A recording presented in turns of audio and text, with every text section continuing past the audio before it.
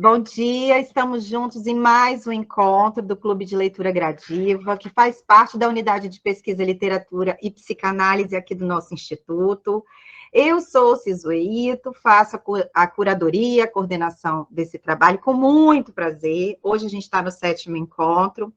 Parece assim, ontem quando eu estava fazendo aqui meu resumo, eu falei, gente, toda vez eu marco qual encontro que a gente está. Eu acho que até a marca dos 12 eu vou ficar repetindo isso, igual mêsversário de bebê, sabe? Comemorando a cada encontro. Ai, meu Deus. Mãe do projeto. Mas quero registrar aqui a presença da Márcia Infante, da Cláudia Murta, que são professoras do Instituto. A Angélica está ausente hoje por motivos particulares. Ela me faz super falta. Ela vai assistir. Um beijo, Angélica.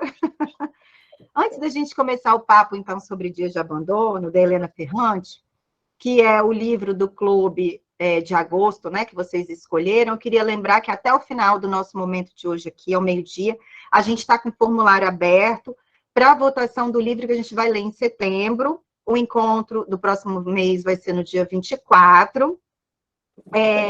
E os livros indicados, vou mostrar para vocês, tem ambos crianças como narradores, né? Em primeira pessoa. Então, a Cláudia, a narradora aqui, em Os Abismos, da Pilar Quintana, é uma autora contemporânea, colombiana, também escreveu A Cachorra, e Os Abismos é um lançamento da Intrínseca aqui no Brasil.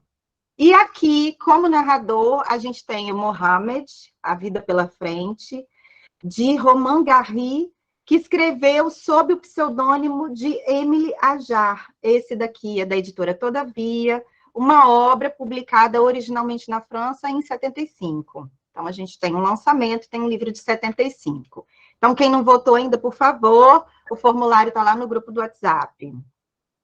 E falando em França, né, que a gente está falando aqui de Romain Gary, hoje a gente tem a presença de 2 psicanalistas que têm uma aproximação aí com esse país, mas é uma coincidência, né? Depois que eu fiz o convite, que recebi os mini currículos que eu dei conta, né? Uma vive na minha cidade aqui, Vitória, é casada com um professor de filosofia francês, é a Olga Maria de Souza Subotnik, acho que falei certo. Ela é psicanalista, membro da École de Psicanálise Sigmund Freud e da Escola Letra Freudiana. Olga é professora aposentada da Universidade Federal do Espírito Santo, doutora em Ciências Literárias pela UFRJ e fez pós-doutorado em psicanálise na Paris 7. Também temos o psicanalista e professor super admirado, Paulo Vidal, membro da EBP do Rio de Janeiro, professor da graduação e pós-graduação no mestrado e doutorado do Instituto de Psicologia da UFF, tem ideia em psicanálise pela Universidade Paris 7, é doutor em teoria psicanalítica pela UFRJ e autor de diversos artigos e capítulos de livros. É um privilégio para nós, para esse clube, ter vocês aqui com a gente. Eu agradeço muito por terem aceitado o nosso convite, Olga e Paulo. Então, começando a falar um pouquinho sobre Helena Ferrante, né? Helena é uma escritora italiana, consagrada, mas com rosto ainda incógnito, apesar de tantas especulações sobre a sua identidade, ainda não se descobriu.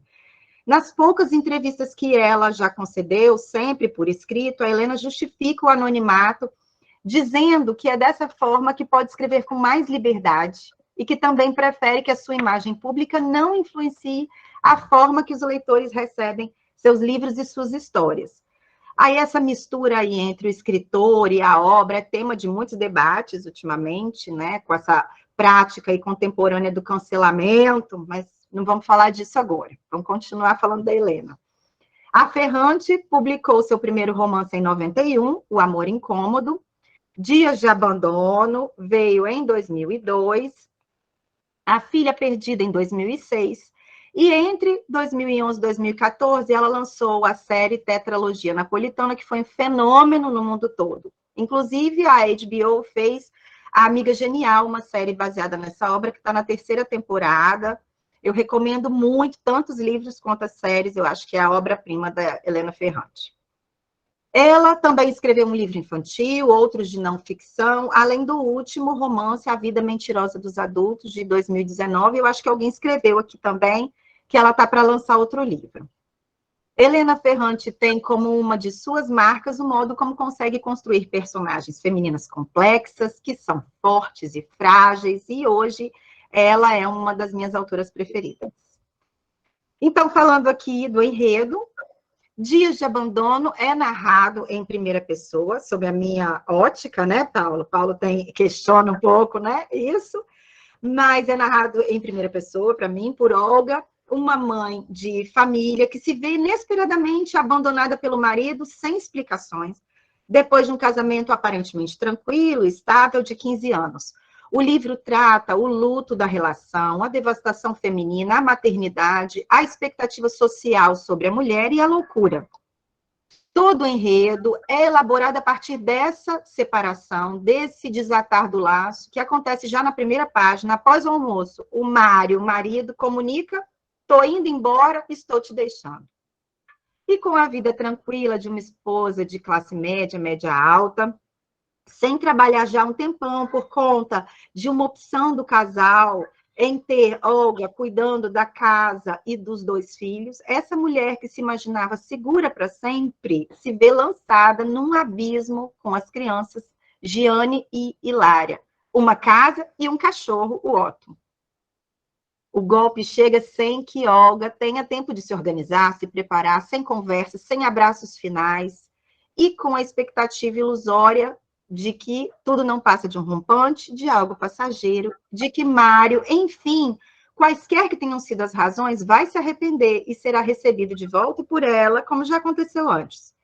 Afinal, é inconcebível que ele deixe tudo para trás dessa forma, pois tem responsabilidades e afetos, é um homem também maduro, tranquilo, gentil, e tudo isso só pode resultar de um abalo passageiro, uma crise de meia-idade. Mas os dias vão passando e ele não retorna, não há notícias suas. Os amigos do casal dizem que nada sabem. A negação inicial de Olga vai dando lugar à frustração. O desespero se mistura à raiva e à culpa. Onde ela pode ter errado para que isso acontecesse? O livro vai revisitando esse relacionamento deles no passado, enquanto Olga tenta dar conta daquele luto. A gente vai sendo arrastado pelo sofrimento dessa protagonista, que chega à paranoia e à obsessão. E nessa espiral de desatino, nesse sorvedouro de dor, entram também aqueles que estão à volta dessa mulher. Os filhos passam a receber pouca atenção, por vezes ficam sem comer, se veem eles cuidando da mãe. E o cachorro Otto, que era o pet do Mário, mas que foi deixado para trás por ele também, assume o lugar simbólico desse marido e tem que suportar o desprezo e a raiva de Olga. Ficar com Carrano, o vizinho músico solitário, é uma tentativa de revanche ou uma forma de se sentir mulher, de se sentir desejada, ou ambas as coisas? E como em outros livros da Ferrante, nesse também há um fantasma que assume a forma de uma vizinha lá da infância, uma mulher gentil que tinha uma vida tranquila, até que foi deixada pelo marido e a partir daí assume o estereótipo da mulher louca abandonada. Tenta suicídio, quer que o marido volte a qualquer custo. Toda a vizinhança passa a ter pena dela e é chamada de a pobre coitada. Uma coisa que Helena Ferrante faz, que é magistral em Dias de Abandono, é transformar a narrativa à medida que há a transformação da Olga. No início do romance, a escrita é polida, há uma escolha de palavras bonitas, a pontuação é impecável, bem como Olga, que é aquela mulher adequada, gentil, como era aquela vizinha antes de se tornar a pobre coitada. Mas à medida que Olga entra no vórtice de dor, a pontuação some, a escrita fica mais truncada. No momento mais visceral, começam a vir palavras mais vulgares no texto, palavrões, e aquela Olga contida entra numa espécie de desconexão com a realidade. Começa a não dar conta de tarefas básicas, de atividades que fazia com muita naturalidade, como se não desse conta daquela situação. A narrativa é tão bem construída que é como se o leitor estivesse vivendo o mesmo que a personagem, essa confusão, esse desespero que a gente estava falando aqui, essa falta de ar, né? E a gente se sente como se estivesse lá naquele apartamento, a avalanche de pensamentos e sentimentos, essa desordem. Até que Olga descobre que foi trocada pela Carla, a filha quase adolescente, né? Bem jovenzinha, de uma amiga do casal. E numa cena furiosa de agressão física contra Mário, ela confessa que gostaria de arrancar as suas peles, arrancar os brincos, as orelhas de Carla e machucá-los muito, matar, para fazer com que eles sentissem o desespero que ela está sentindo nos últimos meses. Vemos ali uma mulher madura questionando a passagem do tempo, a mudança do seu corpo, seus atrativos, em comparação com a juventude e a vitalidade da menina. Dias de abandono, vai na contramão dos livros que vêm sendo lançados ultimamente, com protagonismo e empoderamento femininos. Trata-se aqui de uma mulher que abriu mão de ser escritora para viver a família, para criar os filhos e ajudar o marido a construir a carreira dele. Mas ainda temos muitas mulheres nessa condição de Olga, por uma questão social e do próprio desejo. E é por isso que eu acredito que esse livro gere certa irritação em alguns leitores, como também gera questionamento essa escolha dessas mulheres ainda hoje.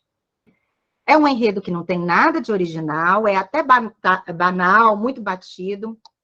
É um tipo de Dom Casmurro de Machado de Assis, ou São Bernardo de Graciliano Ramos, mas a Ferrante consegue construir aqui um livro incrível, na minha opinião, inclusive porque a narrativa é comprometida pela parcialidade da narradora. Mas é uma história demasiado humana.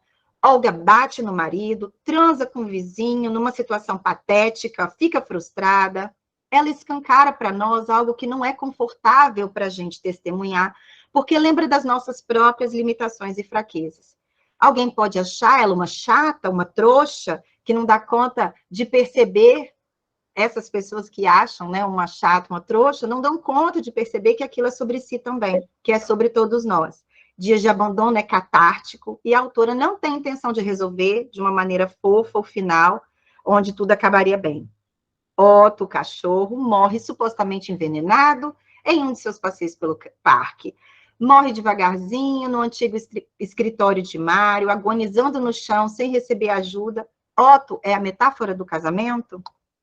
O filho caçula em febre é cuidado pela irmã, enquanto tudo fica mais irreal e distante. É um progressivo processo de loucura, de delírio, fundo do abismo, e o leitor fica aversivo ao comportamento dessa mãe Medeia, mesmo que ele já tenha tido alguns comportamentos semelhantes, ou já tenha pensado como Olga, ou até possa vir a ter iguais atos e pensamentos nas mesmas circunstâncias.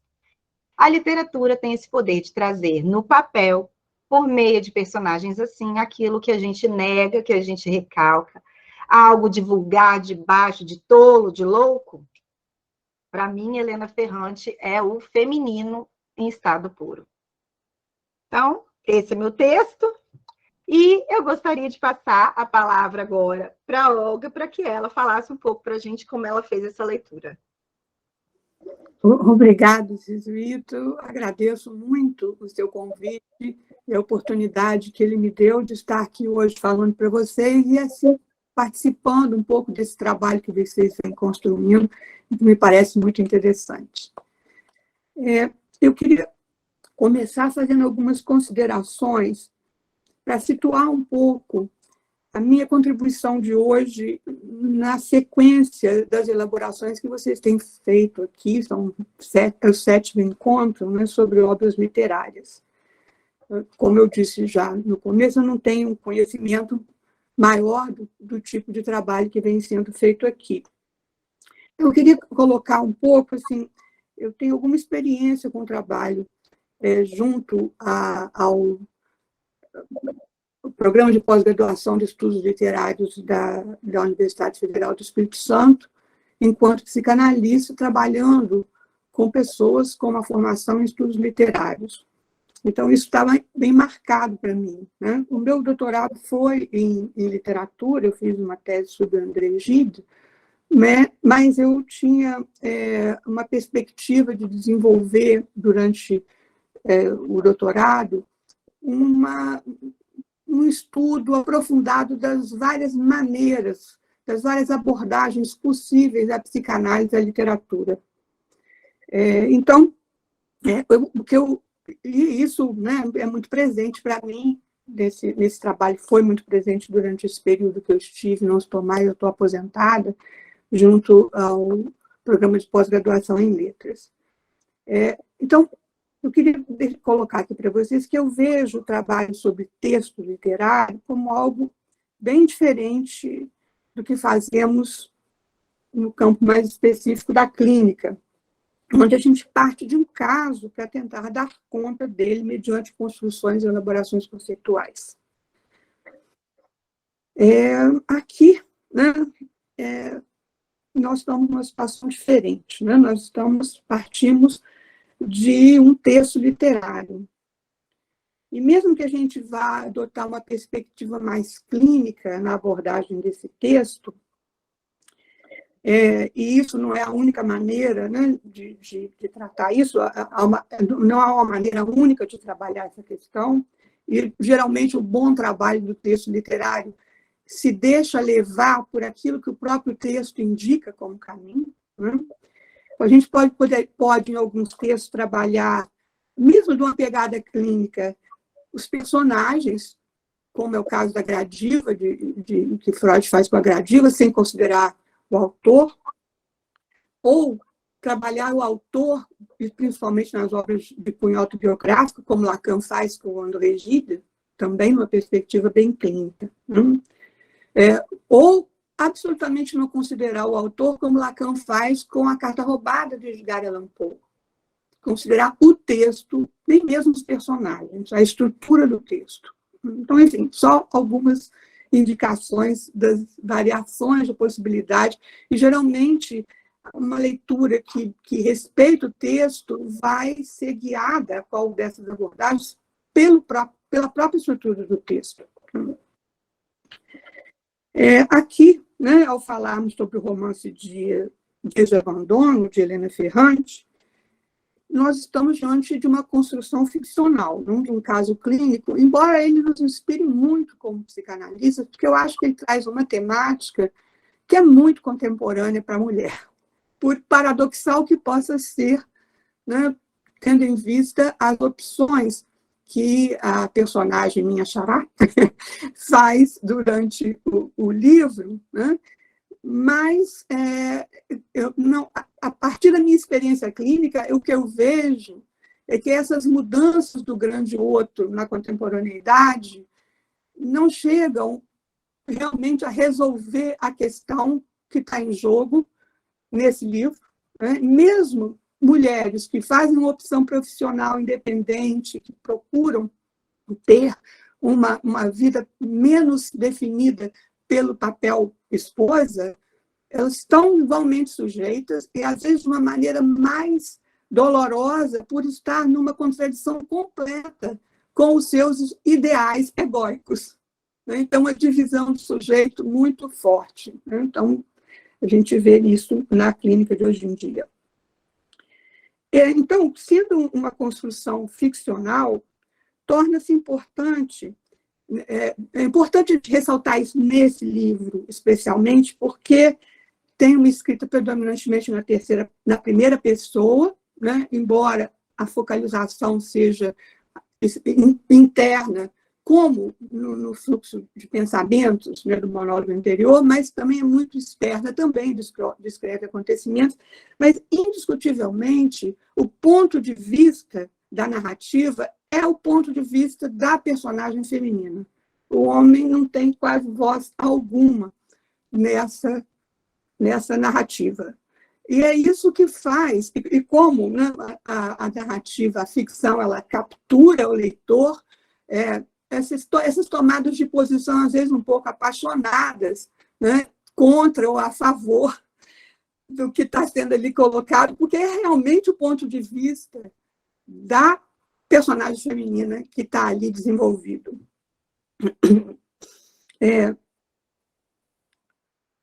E embora é uma ficção, ou seja, é uma construção que tem um ponto de vista, né?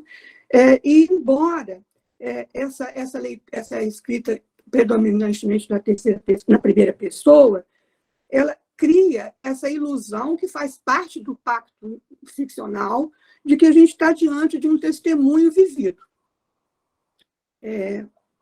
Mas é bom lembrar que, mesmo que seja uma obra escrita a partir de experiências da autora, ou seja, com algum cunho autobiográfico, estamos no campo da ficção, ou seja, existe ali um trabalho sobre a escrita, um trabalho que está submetido aos cânones literários e uma série de outros filtros, né, porque está direcionado a um determinado público, não é direcionado ao clínico, né? E o resultado de tudo isso pode ser mais ou menos bem-sucedido do ponto de vista do valor literário, e esse valor literário não poderia ser objeto de apreciação através da psicanálise, pois ela não dispõe de critérios de avaliação propriamente literários. Esses instrumentos, ainda que os resultados dele no próprio campo da literatura sejam controversos, né, eles não pertencem à psicanálise, pertencem ao campo da crítica literária. E, em apoio a isso que eu estou trazendo, ressaltando, eu trago um parágrafo de Lacan em Literatura Terra. Ele diz o seguinte: longe, em todo caso, de me comprometer com esse roça-roça literário, frotar, que eles chamam literário, pelo qual se denota o psicanalista carente de inventiva. Ele é duro com os psicanalistas com essa questão da literatura, hein? Longe disso, denuncio nisso, e aí tem um problema de tradução dos escritos em português, porque esse nisso aí, ele está denunciando com os escritos dele, que ele estava no parágrafo anterior dizendo que ele diferencia dos escritos literários, faz questão de marcar isso, né? Que ele não está no frotar, não está no roça-roça literário, né?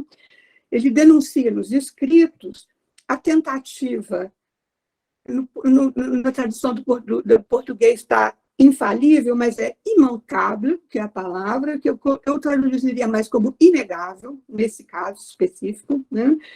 Eu denuncio nos escritos de Lacan a tentativa inegável de demonstrar a desigualdade, a não equivalência, né, de sua prática, da psicanálise, né, do psicanalista, para justificar, na verdade, eu não traria justificar, eu não dizia para produzir, a motivar, o menor juízo literário. Então, repito, eu denuncio nos escritos a tentativa inegável de demonstrar a desigualdade da prática psicanalítica em produzir o menor juízo literário.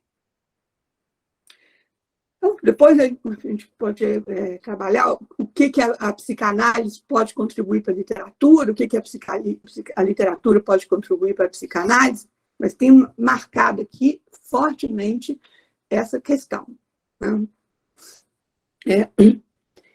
Então, eu vou falar sobre o texto pela via do que a literatura oferece como contribuição à psicanálise, o que Freud já tinha dito, que o artista, o escritor, nos antecede, né, porque tem um trânsito especial com o inconsciente, né? Ele nos antecede, enquanto psicanalistas, na relação com o inconsciente.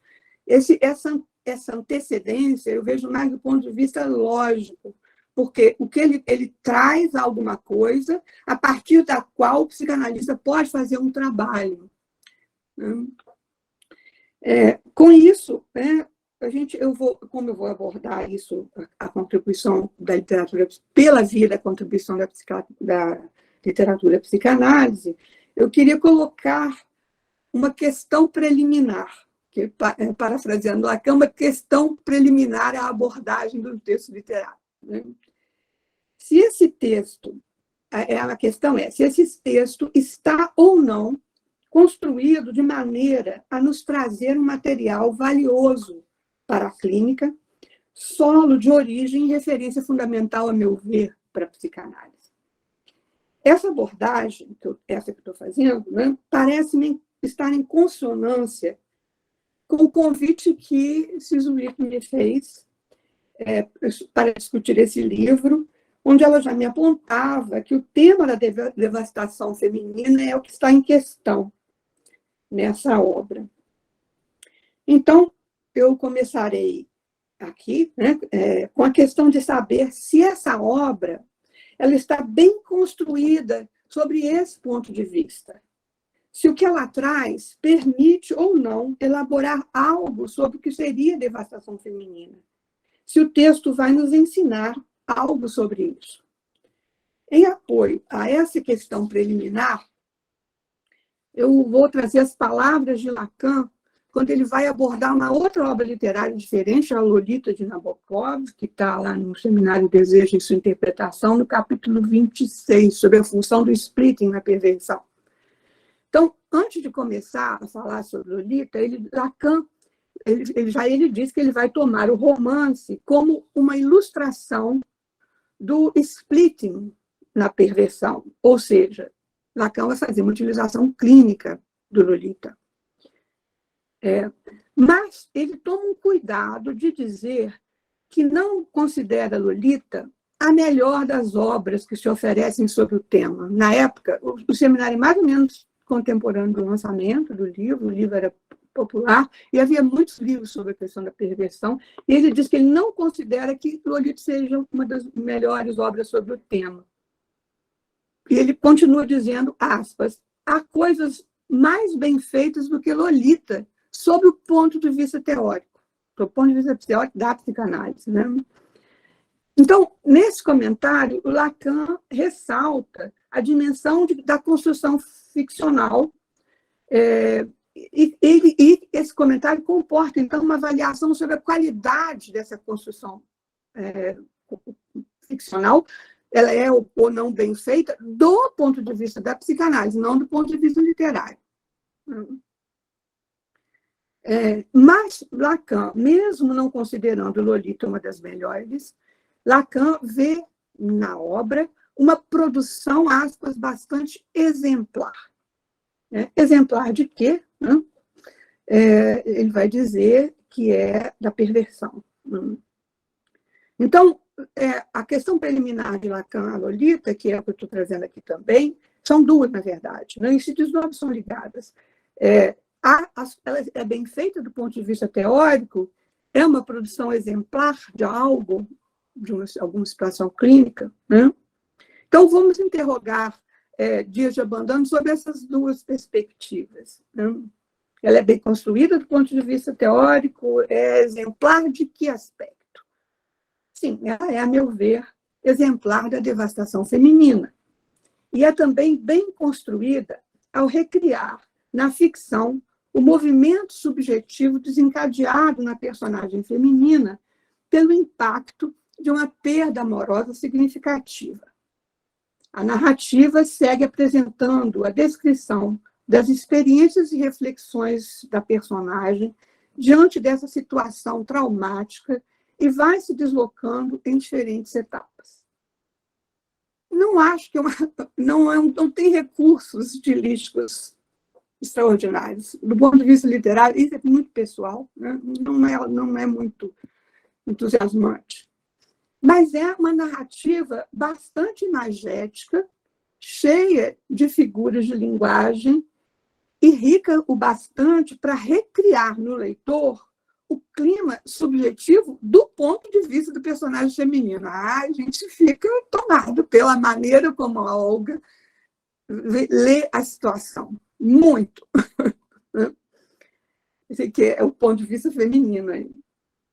Nós, leitores, vamos, então, seguir com interesse, né, não tanto pelo desenlace que possa ter essa aventura bastante previsível, mas pelas peripécias subjetivas que são trazidas com vividez na narrativa. Aí ela começa o livro, né, uma tarde de abril, logo após o almoço, meu marido me comunicou que queria me deixar. Então, assim, já no primeiro parágrafo é apresentado de forma seca e direta o evento desencadeador do drama subjetivo, e que dá título ao livro, que é o abandono. eu digo que o evento desencadeador, porque esse fantasma do abandono a persegue, a assombra desde menina.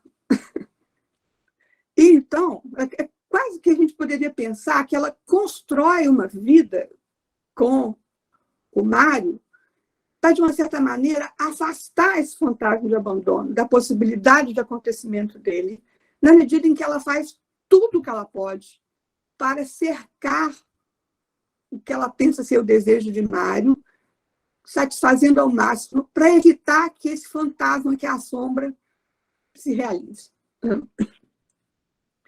E, bom, um minutinho aqui. Então, isso é apresentado numa linguagem que ressalta o caráter abrupto e inesperado como esse evento desencadeador é percebido.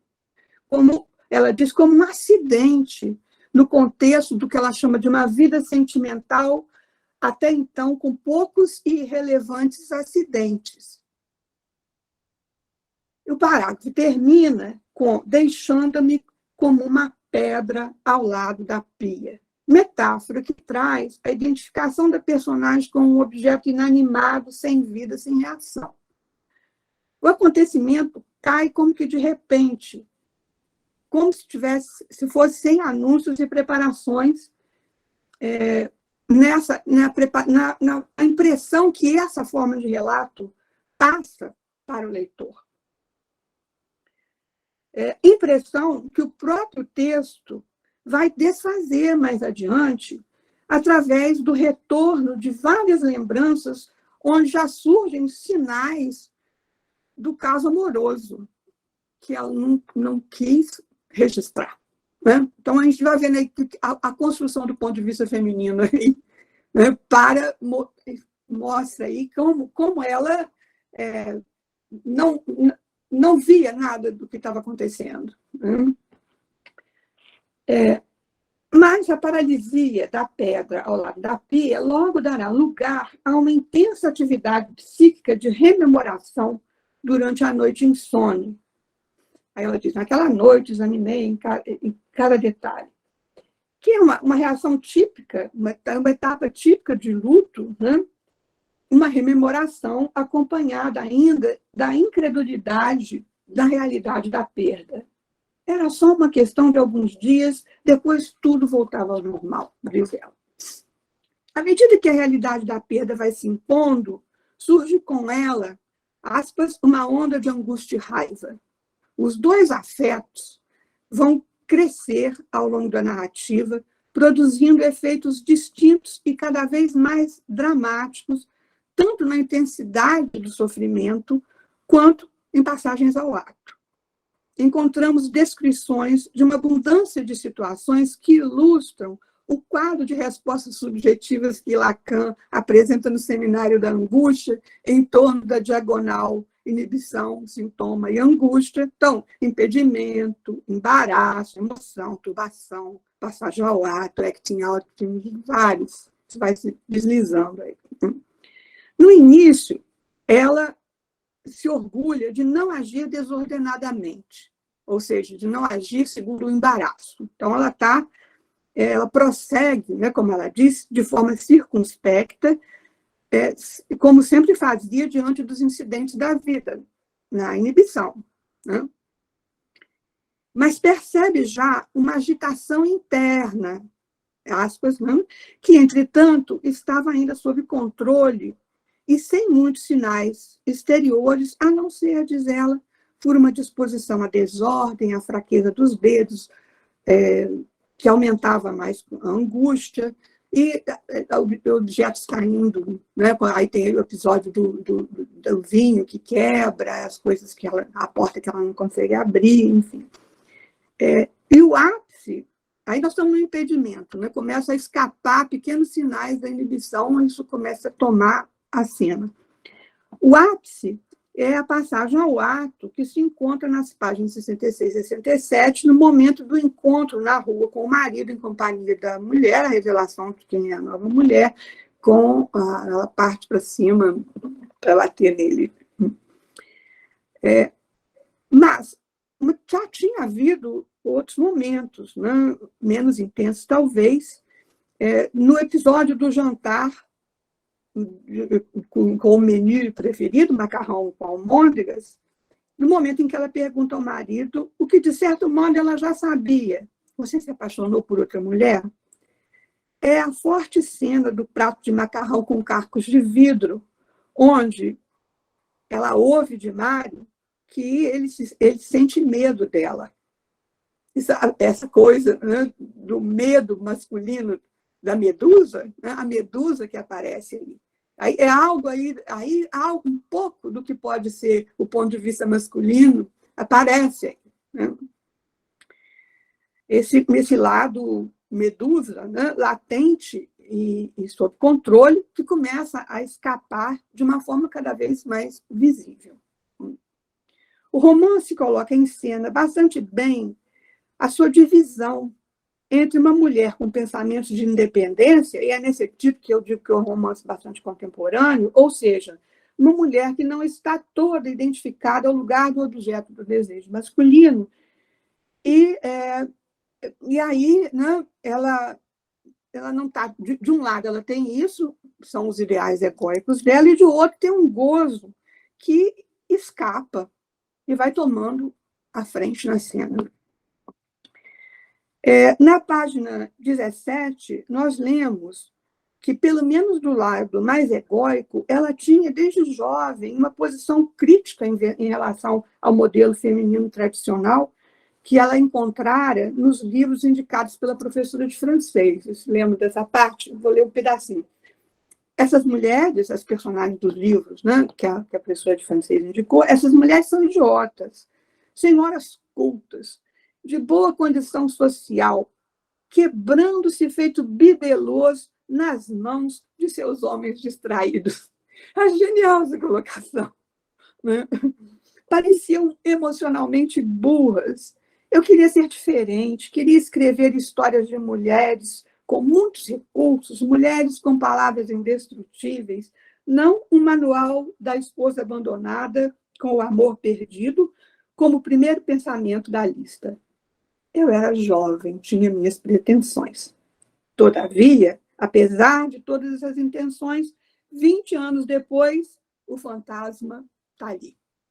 Ela constata que a mesma coisa estava acontecendo com ela.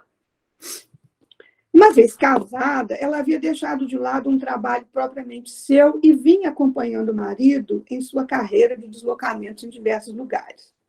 Ele a encorajara a dedicar-se àquilo que era manifestamente sua atividade eletiva, que era escrever. Vencida pela inibição, não consegue escrever e volta a se ocupar da casa dos filhos de Mário, como que para aí eu cito ela, né, as palavras dela, como para me autoconvencer de que eu já não merecia nada. O olhar que ela tem sobre isso a posteriori, depois de desencadeado tudo isso, é esse, né? Ele, diante do que chamou no texto de arranhões do abandono sexual, ela tem fórmulas interessantíssimas, essa é uma delas, o perigo de me afogar no desprezo por mim mesma e nas saudades dele. Sob o ponto de vista da clínica, há muito o que apreender nas múltiplas situações descritas no livro sobre esse período vivido, segundo ela, sob um sentido permanente de risco. O fantasma está invadindo cada vez mais, as defesas egóicas caindo, né? E tudo isso mantido sob um controle extenuante, mas precário, gerando o que ela chama de uma condição instável. Ali se encontra mais um exemplo da divisão do sujeito.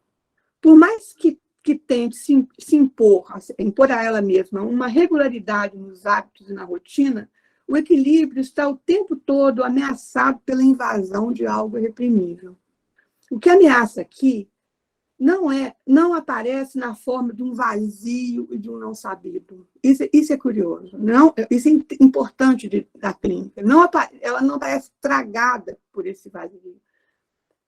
Ou melhor, o vazio aparece ocupado por rememorações, como acontece nas situações traumáticas, e fantasias que insistem na mente a revelia do sujeito.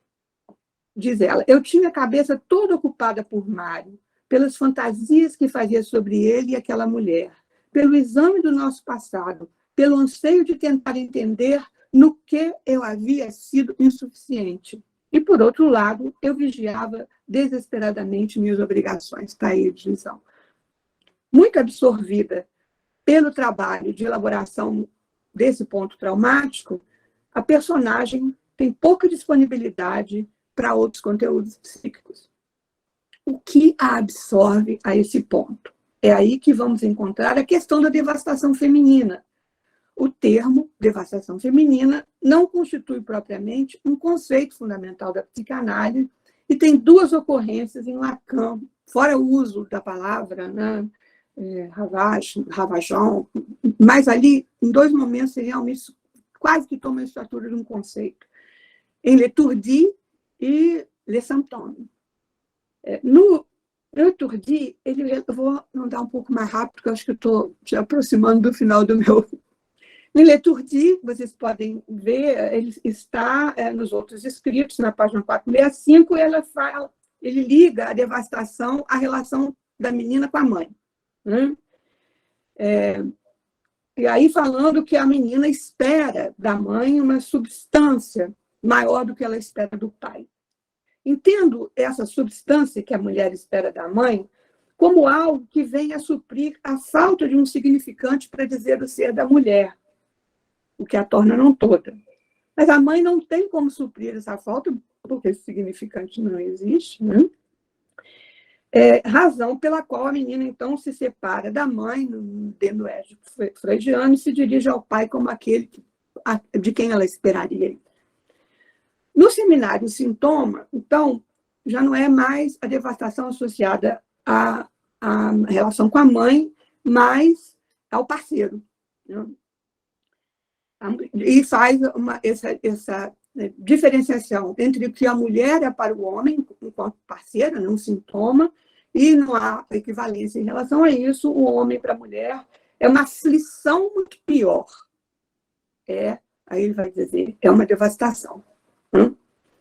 Então, o que é uma devastação? O que é essa palavra, ravage? É uma destruição que se alastra sem limites, que não pode ser contida numa circunscrição delimitada. Denota, pois, a relação do feminino com o gozo ilimitado além do contorno fálico.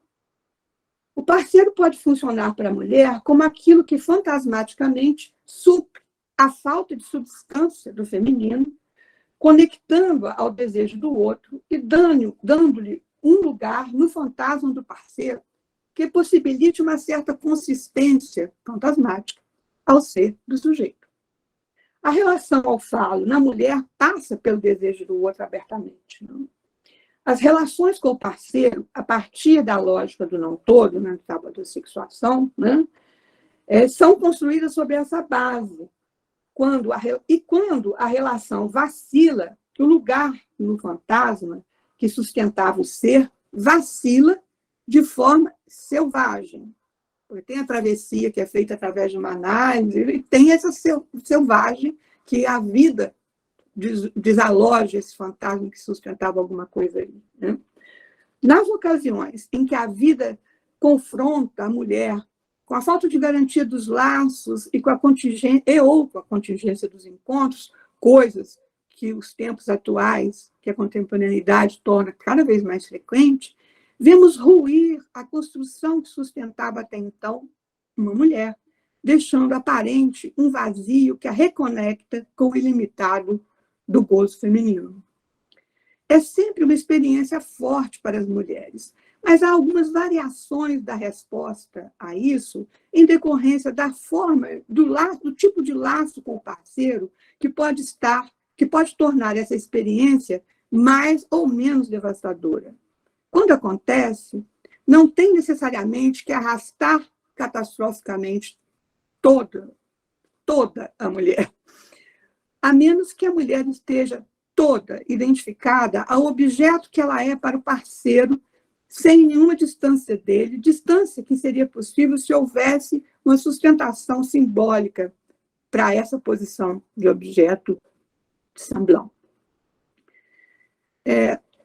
Como é possível essa construção simbólica, essa sustentação dessa posição não toda para a mulher?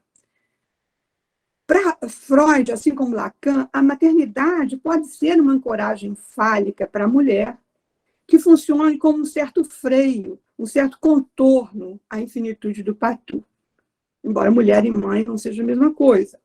Mas Lacan diz em Encore, para esse gozo que a faz não toda, isto é, que a faz em algum lugar ausente de si mesma enquanto sujeito, para esse gozo ela encontrará a rolha, o buchon do A que seu filho será.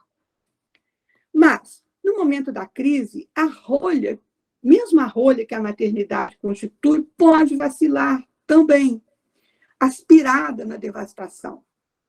O descuido e o abandono dos filhos em graus variados aparecem com frequência nas mulheres, na história das mulheres vivendo isso.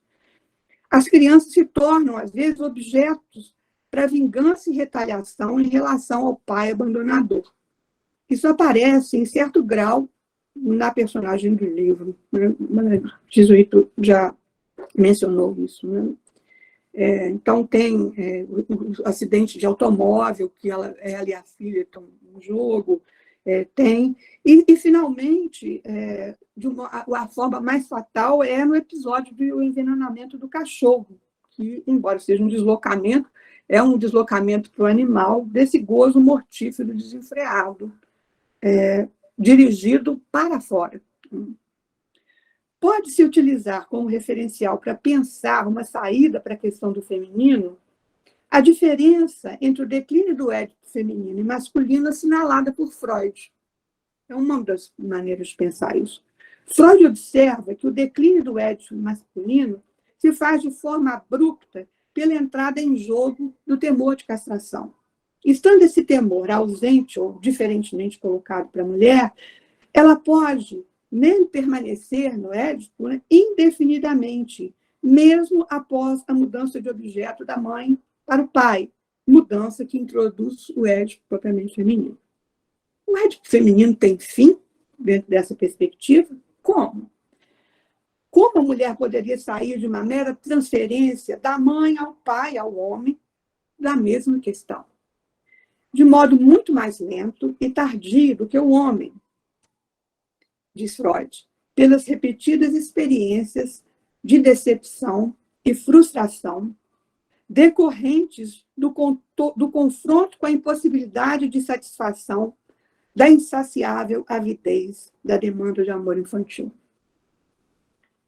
Aí, Freud, o amor infantil é ilimitado, exige a posse exclusiva, não se contenta com menos do que tudo. Possui, porém, uma segunda característica.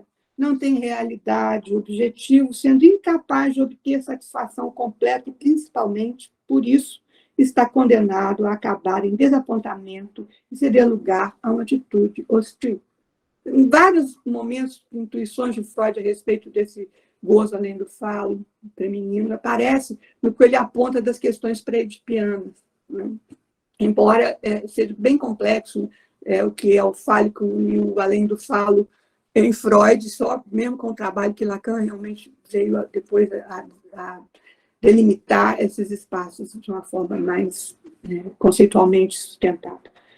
Assim, nas análises de mulheres, quando levadas bastante longe, análises, a meu ver, na minha experiência como analista e como analisante, análises necessariamente longas, podemos constatar a travessia e elaboração, muitas vezes em experiências repetitivas, sucessivas, de experiências de perda e decepção amorosas, necessárias para que possam construir um certo contorno do ilimitado do gozo. Construção que lhes permite constituir, que lhes possibilite constituir laços com parceiros traços um pouco diferentes ao sem limites das concessões que uma mulher pode fazer para um homem. Reconheço nessa frase o que Lacan diz em televisão, né? Os sem limites das concessões que uma mulher pode fazer a um homem. Isso ele diz em televisão, que está nos outros écrits, na página 63 e 64. Vejamos o que diz sobre isso a personagem de Dias de Abandono. Eu tinha ficado acordada dias e noites para ajudá-lo. Olha a falta de limite de concessão. Eu fiquei acordada dias e noites para ajudá-lo, etc. e tal. E ela diz, aí diz, na página 60, ela lista tudo que ela fez por ele, como ela viveu em função de sustentá-lo e fazê-lo crescer. Né? E para que ele termina uma necessidade imediata dela. Para, de uma certa forma, evitar que esse fantasma do abandono acontecesse. O romance termina de modo, não é um romance, né? Que não podemos saber se os efeitos que a travessia dessa experiência, por um lado, e a elaboração pela escrita, que isso é uma outra questão, né? A elaboração que a escrita pode proporcionar, o efeito disso, o efeito que isso teve sobre a personagem, ou para a autora, a gente não sabe muito bem a relação que existe aí, né? Se produziu algo aí mais do que uma substituição do Carrano no lugar do Mário. Situando, ou se ela pode situar-se ela mesma de uma forma diferente no fantasma do homem.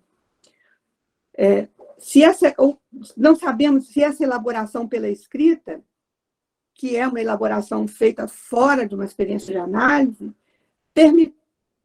pode permitir ressituar a personagem feminina no lugar do objeto do desejo de um homem a partir de um semblant. Mas é o que indica o último parágrafo do livro, quando ela diz o seguinte: tentava me comunicar em silêncio com ele, ela está falando do Carrano, por um dom misterioso.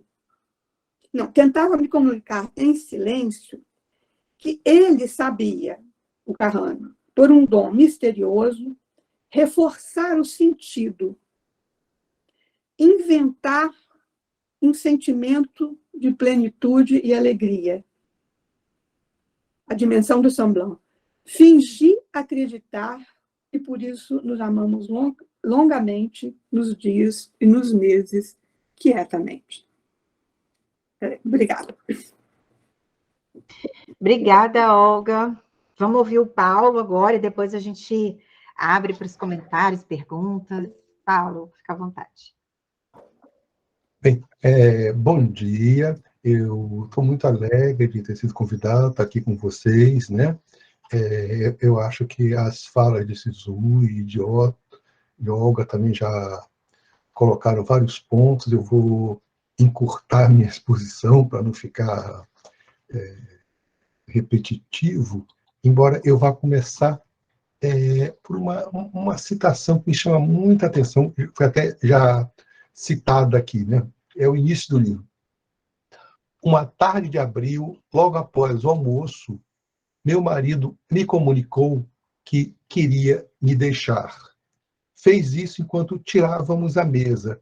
As crianças brigavam como sempre no outro cômodo. O cachorro sonhava resmungando ao lado do aquecedor. E aí, logo depois, ele, né, marido, fechou com cuidado a porta atrás de si, deixando-me como uma pedra ao lado da pia, né? Ponto que a Olga também destacou. Dia de Abandono inicia por uma constatação de uma separação entre a narradora e seu marido. Separação que coincide com a disjunção entre casa e marido, entre movimento e imobilidade. Quanto à casa, seus atributos, filhos, cachorro, etc., definem Olga enquanto mãe, dona de casa. Ao passo que Mário trabalha fora, viaja a trabalho. Pouco depois, aprendemos que Mário a descarta por uma mulher mais jovem. realizando, de certa forma, como foi colocado, o fantasma que acompanha Olga desde a infância.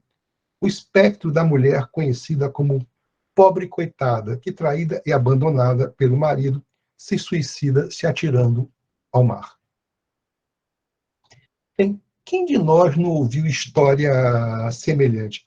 Afinal, o esquema é arquiconhecido. Faz parte, inclusive, de um dos textos, mencionado por Freud, um dos textos de contribuições à psicologia da vida amorosa. Porém, abandonada, petrificada, Olga retoma sua antiga paixão pela escrita, volta a mover palavras, a se mover para narrar sua descida aos infernos. A originalidade do texto reside na intensidade, na ferocidade, na revolta da sua escrita, que faz valer a particularidade da experiência de uma mulher, que eleva a particularidade à singularidade. Definamos singular.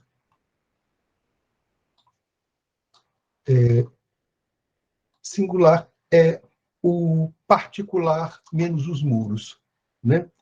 Aqui, a elaboração via escrita de uma experiência que nos convoca. Esse ponto que foi colocado pela Olga, da letra como litoral, né? Que eu acho que a gente podia interrogar, e é conhecido como várias mulheres, né? E escrevem, embora muitas vezes não publiquem. Bem, essa palavra chama palavra, muro nos remete à condição de Olga logo após ser abandonada.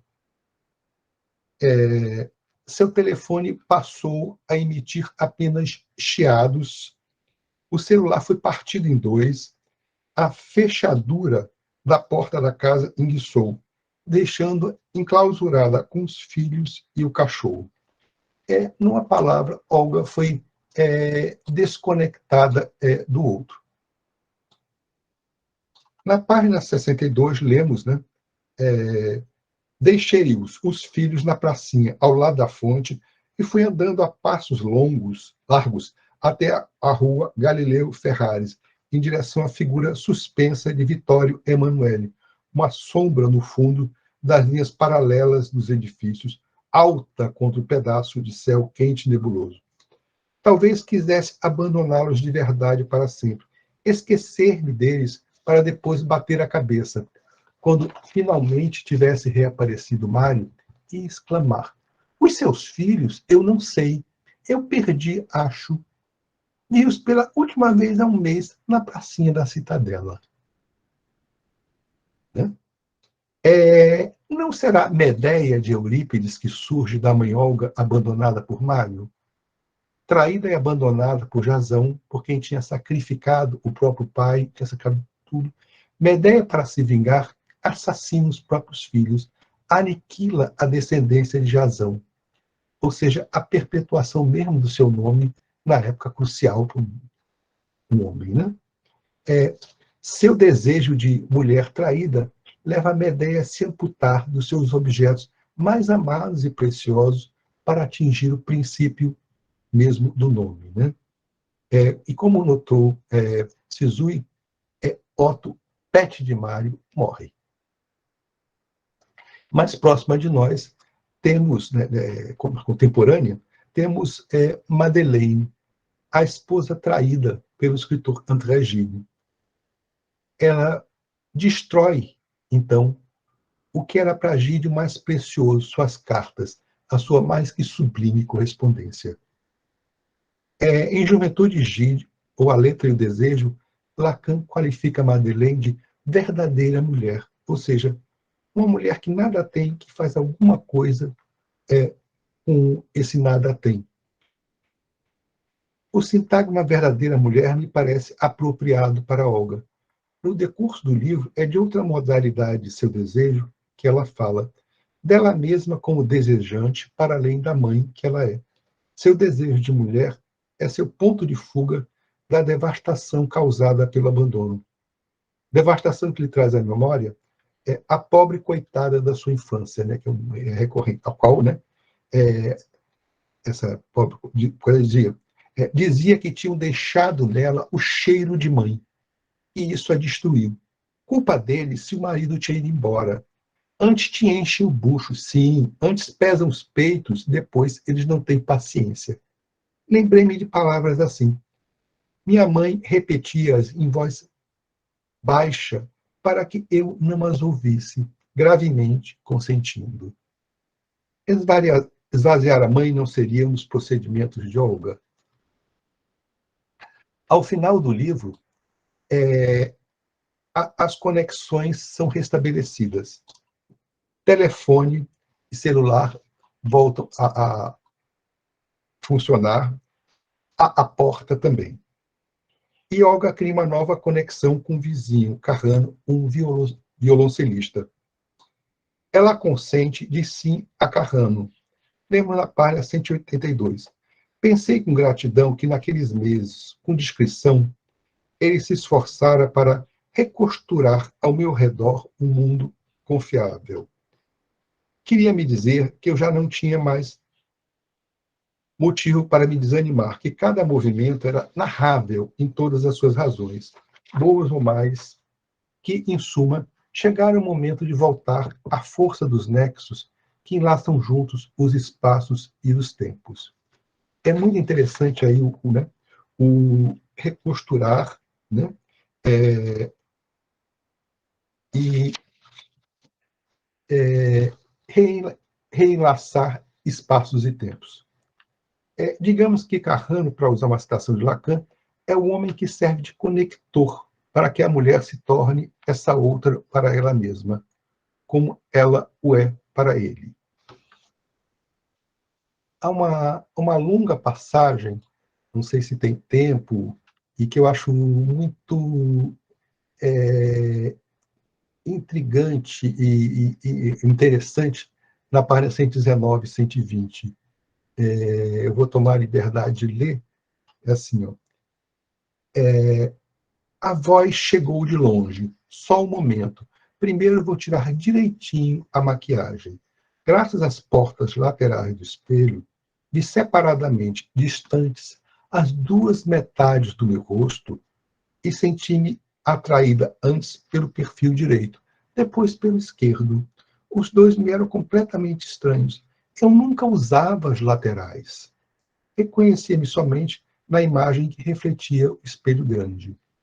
Agora tentei arrumá-lo para poder me ver de lado como de frente.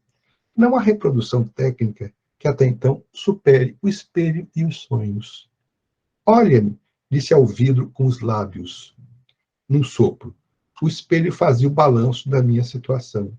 Se a imagem frontal me tranquilizava dizendo que era Olga e que talvez conseguisse chegar até o fim do dia com sucesso, os meus dois perfis avisavam que não era bem assim. Mostravam na nuca as terríveis olheiras vivas, o nariz levemente arqueado, que eu nunca tinha amado, o queixo, as maçãs altas e a pele esticada das bochechas, quase uma folha em branco. Senti que aí, sobre aquelas duas meias porções, Olga tinha pouco controle, era pouco resistente, pouco persistente. O que tinha em relação àquelas duas imagens? O lado pior, o lado melhor, geometria do oculto. Se eu vivi achando que fosse aquela Olga frontal, os outros haviam me atribuído sempre uma soldagem móvel, incerta dos dois perfis. Uma imagem global da qual eu nada sabia.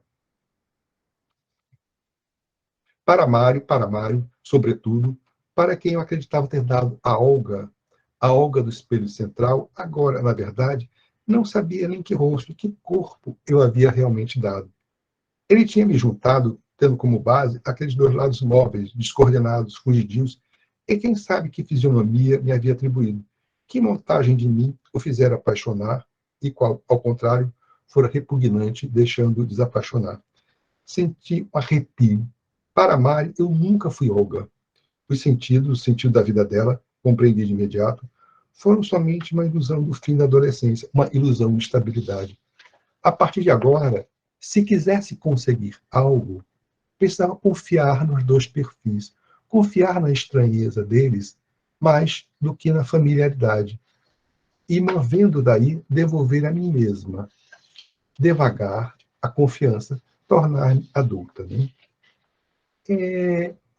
Eu acho que esse texto coloca assim, o que são os 3 níveis de uma devastação por um rompimento amoroso. Né?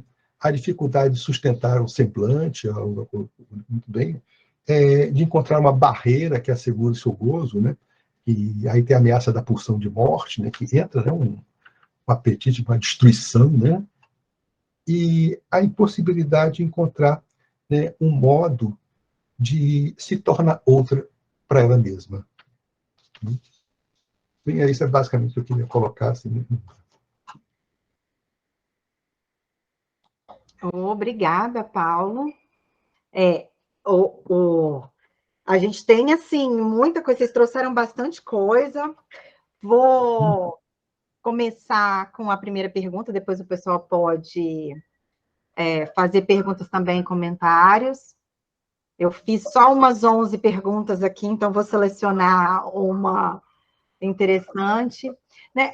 Tem uma coisa que a Márcia estava trazendo antes da gente começar, que eu acho que é interessante, que o Mário vai embora, não deixa o telefone de contato, os filhos também foram abandonados ali pelo pai, a família parece que não tem rede de apoio, né? A Olga parece que não tem familiares, a vida da mulher toda dentro de casa, né? E esse contato, esse cuidado aí dos filhos, da casa, do cachorro, em geral, recai para a mulher numa situação de separação.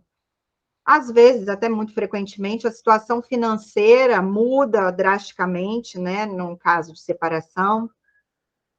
Acontece um pouco aqui também com ela, não muito. E os filhos, frequentemente, também culpam as mães pela mudança aí na rotina, né? A mãe foi a que ficou. E tem uma passagem que eu achei muito interessante, que eu acho que vale mencionar, quando os amigos começam a convidar a Olga para eventos, e parece que é um interesse de arranjar outra pessoa para ela, outro parceiro para ela, como se um homem fosse uma necessidade da mulher, né? Eu acho que essas questões no passado eram mais evidentes, acho que isso tem se transformado, mas o que vocês acham, assim, para a gente falar um pouco dessa questão, né, da violência do homem também, que eu acho que a Márcia trouxe aí antes da gente começar?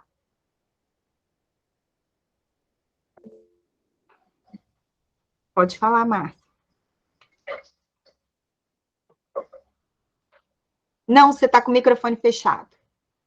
Eu pedi a palavra, porque como você me citou, só para falar um pouquinho do que eu tinha colocado antes, que eu li esse livro há muitos anos atrás, uma primeira vez, e nessa primeira leitura, eu identifiquei muito essa questão toda, né, dessa devastação feminina, né, um livro, foi até uma leitura mais pesada, mais angustiante.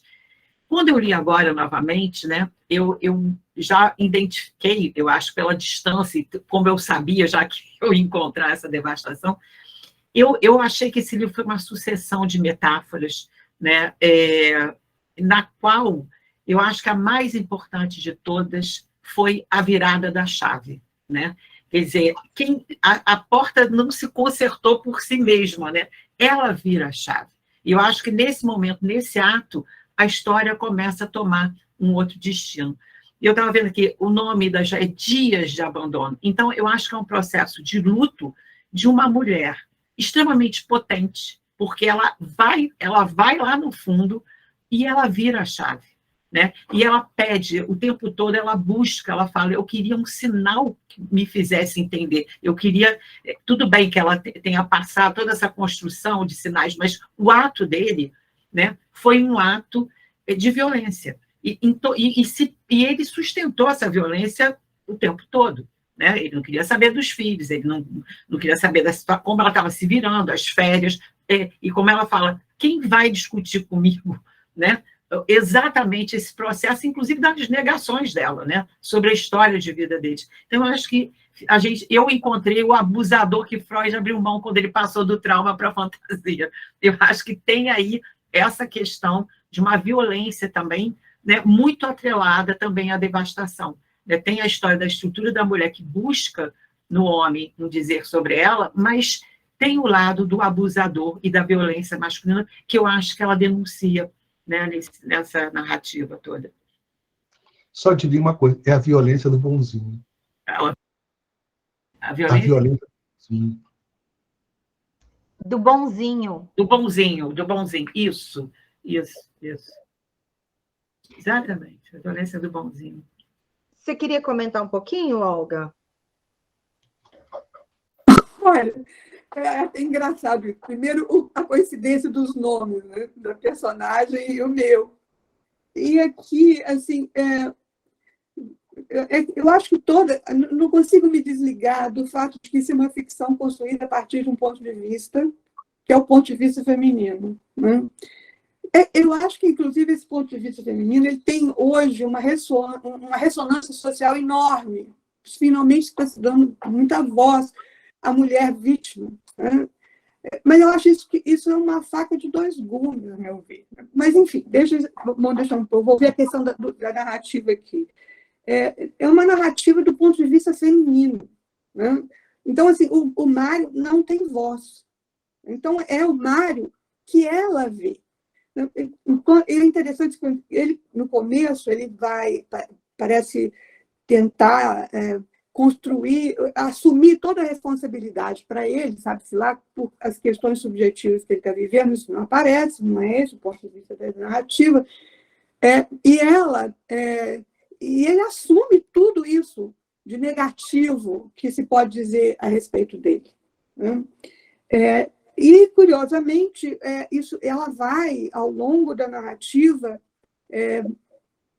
confirmar essa leitura que ele tem dele mesmo.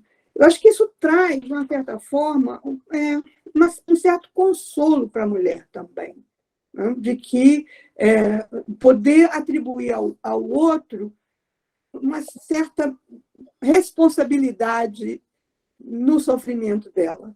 Né? Mas, de qualquer forma, me parece que, do ponto de vista do movimento subjetivo da mulher vivendo essa etapa, é quando ela, né, se distancia um pouco desse lugar do meu desejo e pode viver isso mais como semblant. E aí o que Paulo ressalta,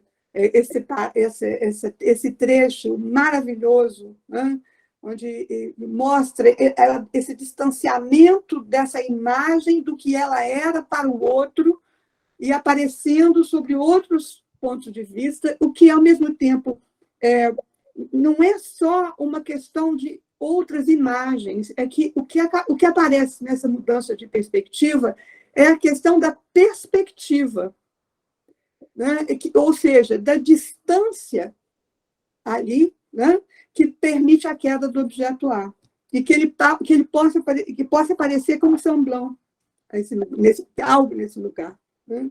Então, assim, é um pouco isso. Eu acabo ficando engraçado que eu faço um pouco uma relativização desse ponto de vista feminino, né? Por não ter aqui, né, a narrativa do ponto de vista masculino. Mas a clínica dá a gente, às vezes, acesso a isso quando você vê o sofrimento bastante diferente do homem implicado nisso. E aí tem algo que, apesar da narrativa ser do ponto de vista feminino, aparece, que é o medo da medusa, que é algo masculino e que é extremamente paralisador para o homem e que conduz a atitudes extremamente desastradas, tanto do ponto de vista da evitação e portanto, da ausência na família, diante disso, como do ponto de vista de passagem ao ato também, de agressão e tudo mais. Quer comentar, Cláudia? Não é isso que é. Eu acho interessante o Paulo como que está aqui, né, trazendo algo que possa ver algo aí pelo ponto de vista masculino. Foi intencional, a gente pensou nisso, em trazer mesmo para a gente ter essa riqueza aí. Você quer falar, Cláudia, por favor? Sim, eu queria só falar um pouquinho. Primeiro, agradecer a Olga, né, por estar aqui com a gente, ao Paulo, e a leitura, assim, quando fiquei escutando a leitura da Olga, assim, cuidadosa, precisa. Queria falar que a Olga foi minha professora, minha amiga, né, e foi muito bonito escutá-la, Olga, muito bonito. E eu achei bem interessante, assim, pelo que eu entendi, seja você, seja Paulo, vocês concordam nessa questão da devastação, né, do presente, no caso, e tal, pelo que eu entendi da leitura de vocês. Posso ter errado. O que eu achei interessante, sim, e achei muito interessante, Olga, quando você fala dessa narrativa feminina. Você insiste muito nisso, né? Falou antes e agora na colocação você insistiu. Realmente, assim, uma narrativa muito interessante, ela incomoda. Eu já ouvi falar desse livro, outras pessoas falando que ele não é tão interessante. Né? Esse livro não é tão interessante. Eu acho que ele não é tão interessante porque ele tem uma narrativa feminina, isso que você pontuou, por isso que ele não é tão interessante. E por isso que ele incomoda um pouco, né? Porque sendo devastação, a devastação é algo que incomoda muito, né? Incomoda demais. E aí eu pensei nessa personagem, né, assim, nesse ponto de vista, assim, de que o clínico, né, que você colocou, pensei nessa personagem, assim, quando a gente está no consultório, o que a gente recebe muitos casamentos de 15 a 20 anos e que estão se desfazendo. E como lidar com isso, com aqueles casamentos que estão se desfazendo nesse período de 15 a 20 anos.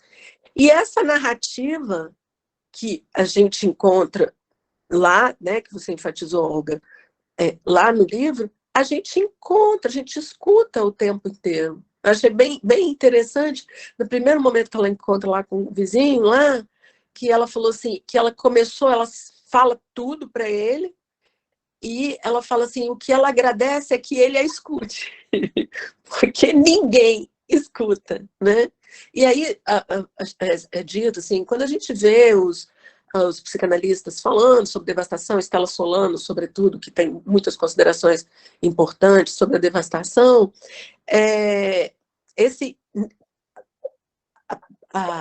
a Stella diz que a devastação ela precisa de um psicanalista. Só um psicanalista para dar conta da devastação, né? E aí, naquele momento que o cara escuta, ela fica assim, né? Uma escuta, né? E aí eu pensei nesse sentido, assim, dessa narrativa, assim, bem feminina, mas difícil de suportar, né? Assim, um pouco nisso, só um comentário nessa. E agradecer a escuta, seja de Olga, né, Sizue, Olga e Paulo, que nos apresentaram, né, o texto de maneira muito agradável para o dia de hoje. Muito obrigada. Obrigada, Cláudia. E você traz uma coisa que eu tinha colocado aqui como uma pergunta, né? Que Dias de Abandono é um livro que divide opiniões. Parece que a gente precisa de um tempo também para digerir. E aí a minha pergunta era exatamente o que você colocou. Por que ele incomoda tanto, né? Será que as devastações femininas nas relações amorosas aí é uma coisa que incomoda demais a gente? Aí você meio que já respondeu. Márcia, por favor. Eu queria só pedir ao Paulo para falar um pouquinho mais sobre esse ponto de vista masculino, esse ponto de vista do bonzinho que você trouxe, né?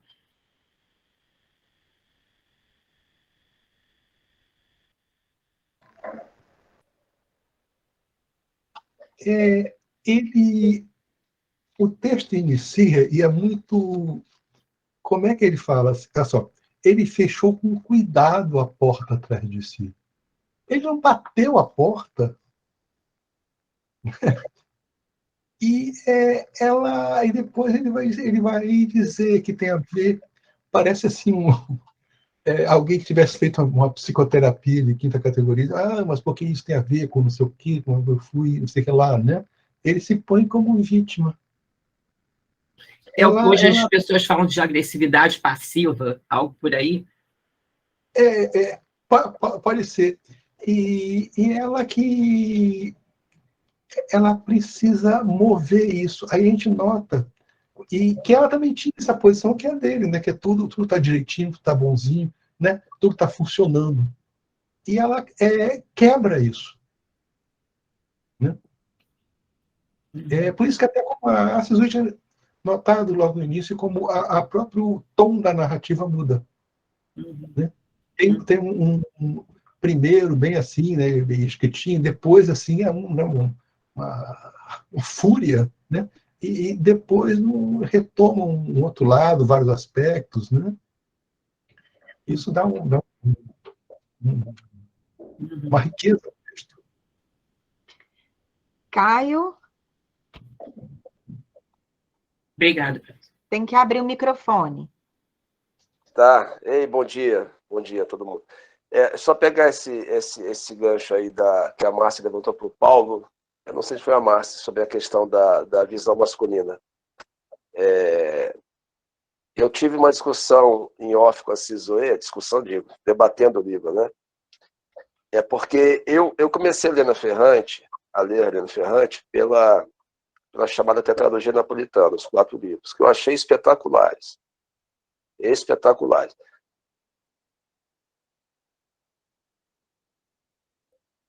Ih, travou. Depois eu fui ler por minha conta e risco, um Amor Incômodo. E logo depois eu fui ler o Dias de Abandono. Então, o Dias de Abandono foi meu 6º livro dela. Né? Talvez a gente possa dizer que seja o 3º romance que eu tenha lido, porque vamos colocar a tetralogia como um grande romance de 1.500 páginas. Aí fui ler Olha, eu não gostei de Um Amor Incômodo e não gostei do Dias de Abandono. Eu reconheço todas as qualidades literárias que você encontra ali. Aí estava pensando que Cisoê, ela disse assim, mas assim, eu acho que para um homem talvez seja mais difícil entender e gostar. Entendeu? Aí eu depois fiquei pensando, eu acho que ela pode ter razão. Eu acho que porque o que acontece? Mas a tetralogia não é toda narrada pela Lenu, né? É narrada pela Lenu, mas ela abre um arco de personagens e todo mundo tem um pouco de voz, não é? E ela divide um tanto o protagonismo dela, tanto com a Lila quanto com outros personagens, né? O Nino, o Stefano, os irmãos Carrara, ela vai dividindo. Esses 2 livros aqui, o Amor Incômodo, em que a mulher fica tratando a relação com a mãe, que foi encontrada morta numa praia, e todo o livro é essa tratativa dela com a mãe, né? E é isso que monopoliza o livro todo, e o Dia de Abandono, que como foi dito, né? Quase toda a narrativa é da perspectiva dela. E eu não consegui comprar esses 2 livros assim como eu comprei os livros da tetralogia napolitana. Mas eu acho que é por falta mesmo de, não sei se é empatia ou se é de se reconhecer no livro um pouco, entendeu? Talvez seja isso. O que você acha, Paulo?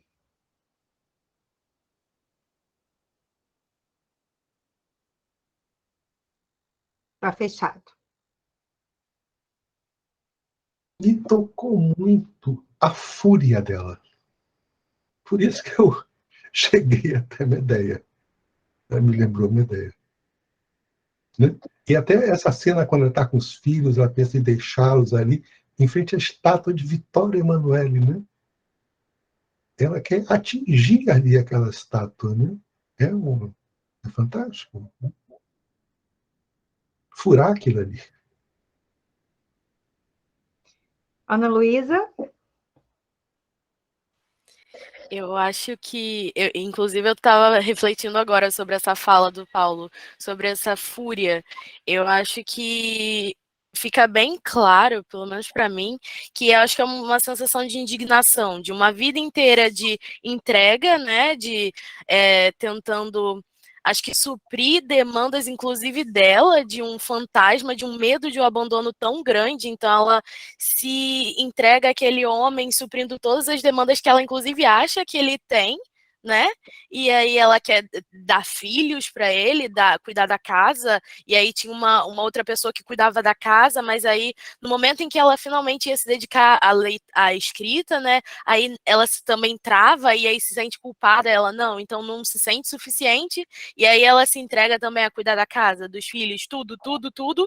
E aí eu acho que essa fúria, ela vem justamente num sentimento de ok, eu passei uma vida inteira me entregando e agora, do nada, né? A gente vê que não é do nada, mas enfim, do nada, ele me larga, me abandona, e aí o meu fantasma, que eu sempre fugia a vida inteira, aí ele aparece. Eu acho que vem daí essa fúria, e eu acho que isso que é tão bem escrito nesse livro, que é justamente como a Sizui falou no começo, né, de uma escrita que começa muito polida, muito bem escrita e termina com palavras que vêm, como podem aparecer, da maneira que ela consegue. Então isso eu achei muito interessante. E eu acho que também é bacana, porque eu sou uma mulher, então consigo ver do ponto de vista de uma mulher, mas também queria muito ouvir do ponto de vista dos homens as contribuições, porque eu acho que é muito diferente essa perspectiva, né? Então eu achei muito bacana as contribuições. Algum homem aqui quer se manifestar? Além do Paulo? Francisco, por favor. Então, eu estava quietinho aqui esperando, e eu compartilho totalmente com a opinião do Caio, né? Eu não gostei do livro. E fiquei... Por que eu achei assim, que ela entra num...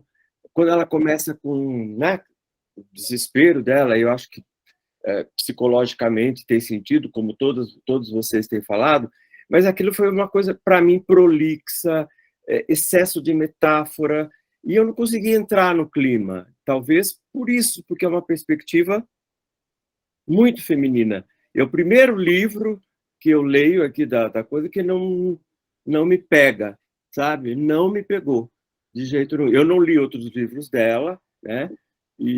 Mas fiquei assim, isso que eu gostaria de destacar a minha opinião. Eu estava esperando, falei, será que mais alguém não gostou como eu? Eu não gostei. Tá? Várias pessoas não gostaram. A gente fez uma discussão ali, começou um bate-papo no WhatsApp. A gente tem outras opiniões de quem achou chato, né? Ela, uma personagem chata, enfim. Então, é um livro que divide mesmo opiniões. Eu tenho um amigo também que não gosta de jeito nenhum, fala que é um livro horrível.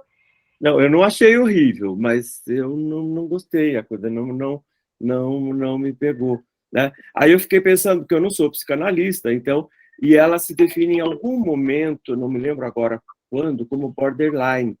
E aí eu queria saber dos psicanalistas, de alguém aí, se realmente essa questão de ser borderline está bem descrita, porque os sentimentos, as emoções são descritas minuciosamente, né? São descritos as emoções todas. Então, eu queria saber se tem alguma... se é representativo das características de uma pessoa borderline. E porque eu também fiquei como o Caio, falei, não me pega essa verborragia toda. Então, foi engraçado isso.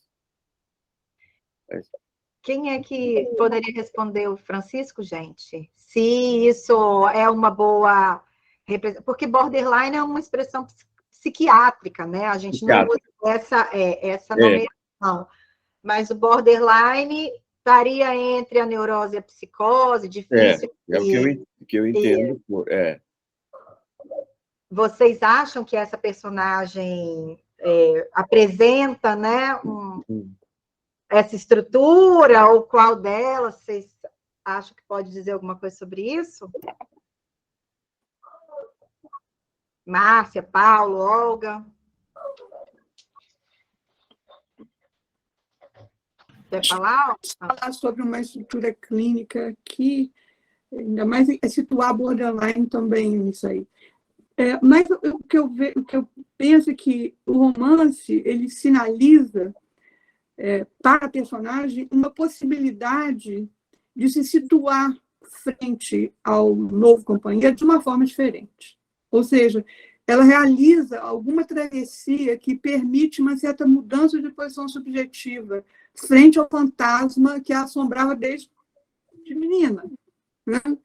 Que é essa distância, né? E ela já não está mais colada, eu sou inteiramente aquela imagem de frente do espelho, que é a imagem do olhar do outro, masculino, sobre ela. Né? Então, essa distância, eu acho que permite aí pensar que ela consegue fazer uma certa travessia, que é aí que eu colocava, era uma travessia que normalmente se faz em análise, mas que a escrita, né, parece que também é uma possibilidade, embora não de uma forma assegurada, porque a gente vê, por exemplo, Virginia Woolf, eu estava lendo aí as mensagens, Virginia Woolf, por exemplo, né, a escrita aqui forte nela não foi suficiente para segurá-la dessa queda que termina no suicídio. Né? E aqui não vemos isso.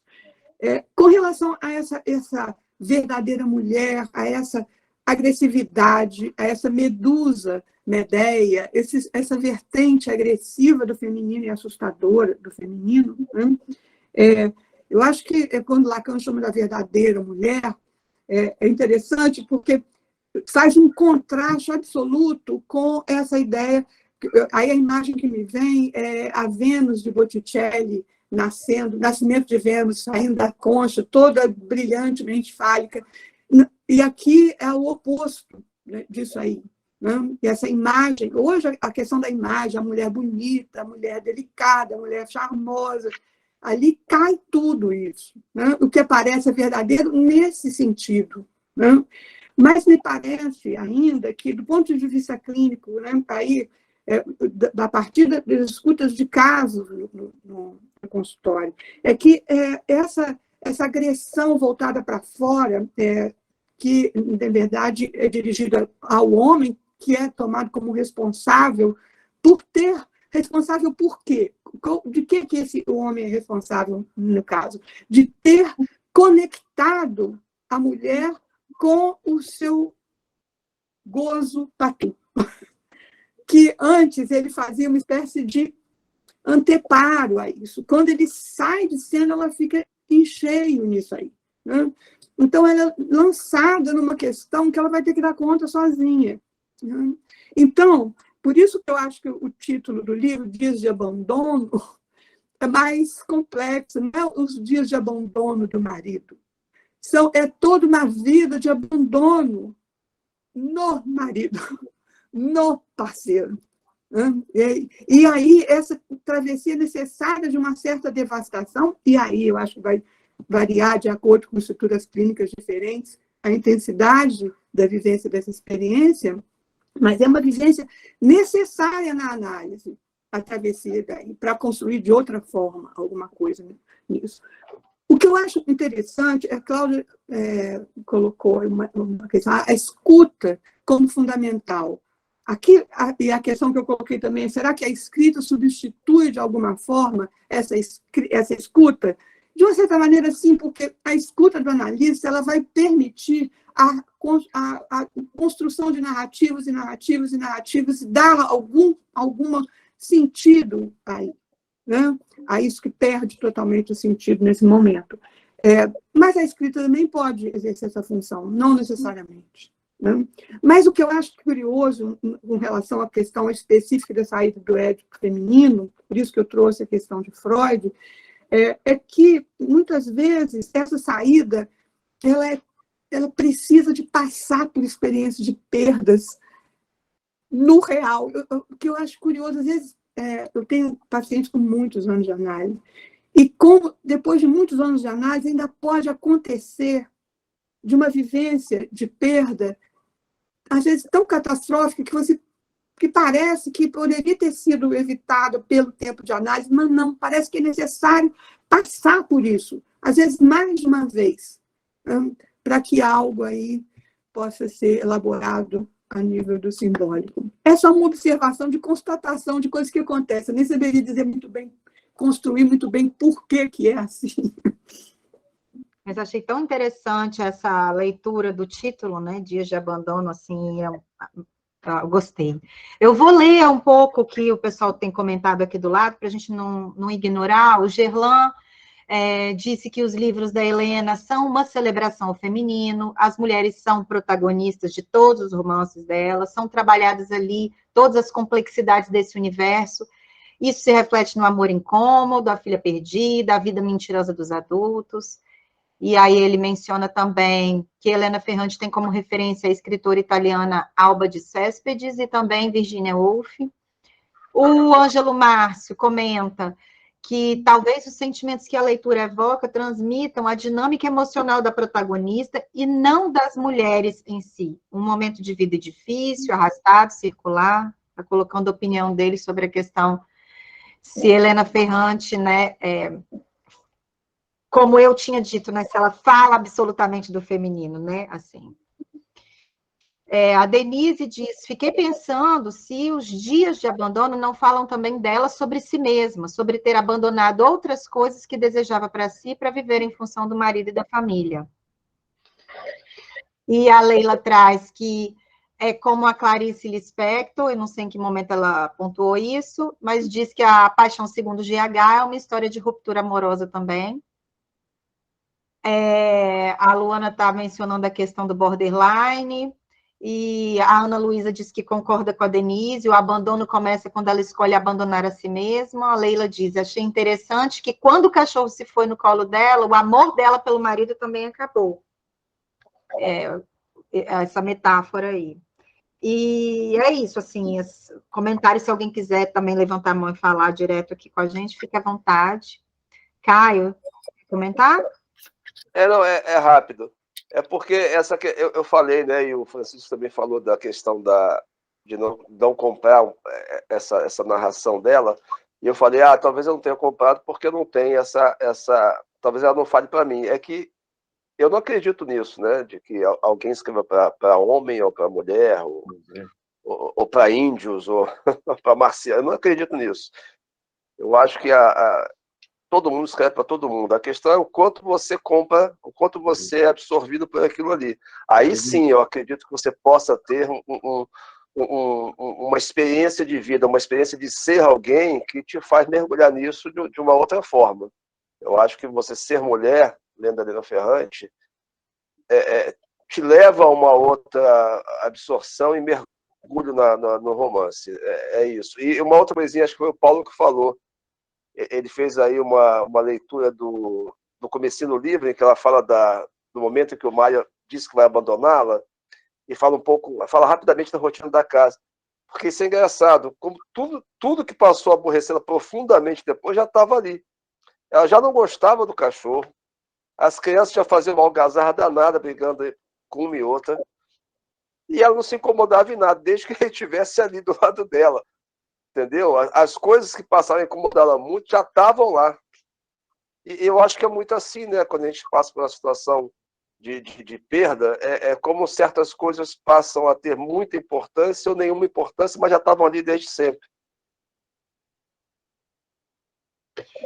Aí você valorizou um aspecto que a Ana também colocou, que é o sacrifício. Agora, só um ponto para a gente não ficar muito no sexo, não sei o quê. Há uma frase de Lacan que eu gosto de um homem, quando ama, é mulher, né? Para a gente não ficar... Eu queria apontar a questão da mãe, né? No final da página 40, início da 41, ali, tem um trecho sobre a mãe da Olga, que a mãe falava da vizinha, a pobre coitada, né? Era a mãe que ficava costurando ali e ria, né? Ela fala que a mãe ria dessa mulher, tinha uma ironia ali.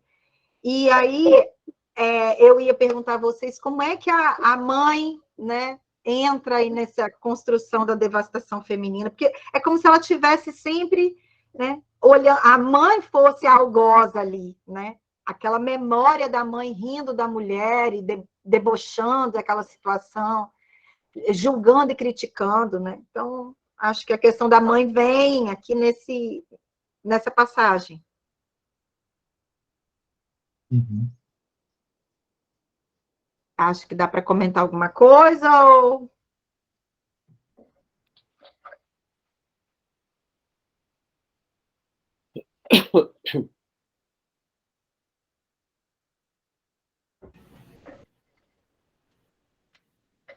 É muito interessante nesse ponto, porque tem até eu te sublinhei que nessa página, né, ela tem a mãe que falava da pobre coitada, aí ela diz assim: a necessidade de escrever histórias eu descobri ali, embaixo da mesa, enquanto brincava.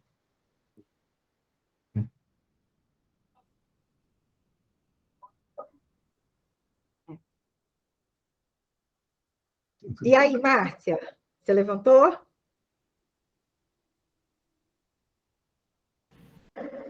É interessante, porque o que me ocorreu foi muito nessa questão que a Olga abordou sobre essa divisão que na clínica a gente vê no contemporâneo, né?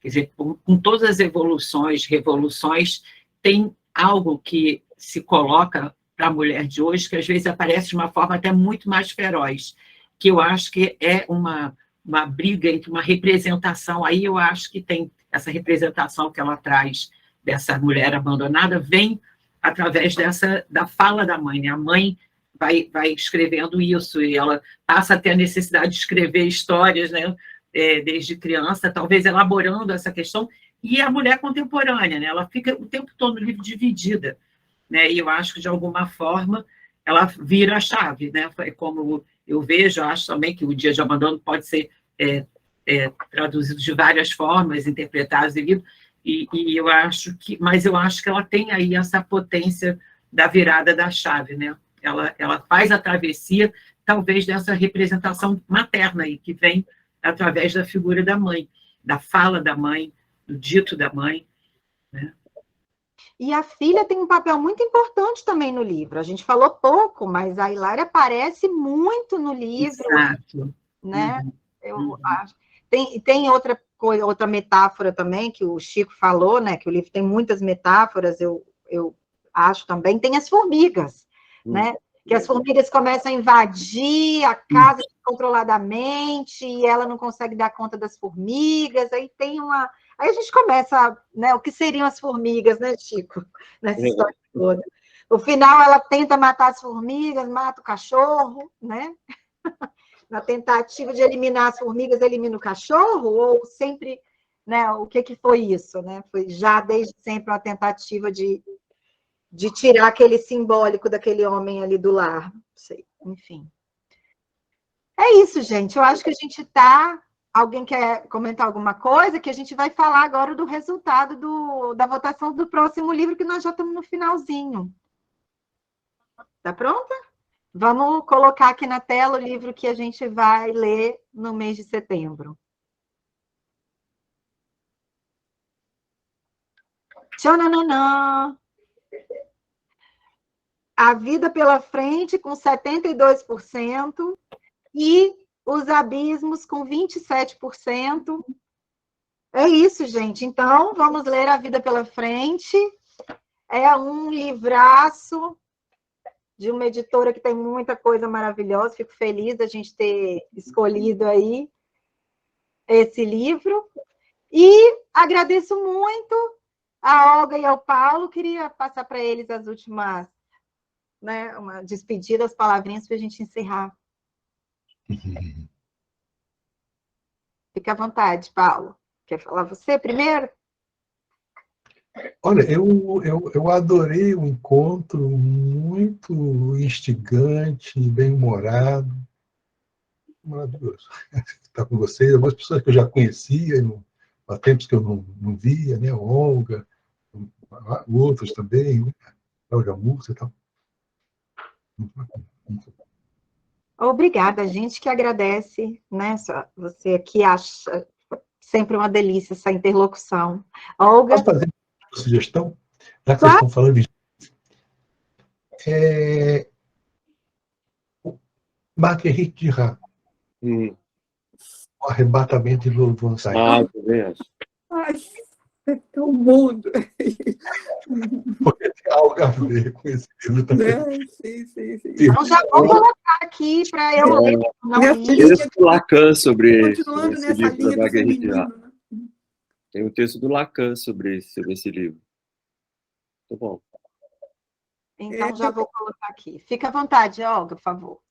Eu queria agradecer, eu agradeci no começo e agora agradeço duplamente depois de ter passado por essa experiência extremamente rica aqui com vocês. Conhecer, a maioria de vocês eu não conhecia, Paulo eu conheci, Cláudia Murta, que eu sei que foi quem indicou meu nome para Cisuíto, então agradeço a ela, aproveito a oportunidade para agradecer a ela essa oportunidade também, e dizer que foi um grande prazer estar aqui, que eu espero poder estar presente em próximos encontros que se organizarem aqui. Claro, já vou colocar vocês no grupo, caso vocês tenham interesse em seguir participando com a gente aí, né? É sempre um encontro por mês, geralmente o último sábado do mês. Em setembro vai ser dia 24, que é o último sábado. E aí a gente vai ler esse livraço aqui, que é A Vida pela Frente. Tá bom, gente? Muito obrigada pela presença de vocês aqui. A gente se encontra no mês que vem. Um beijo. Obrigada. Obrigada pela interlocução. Até breve. Tchau.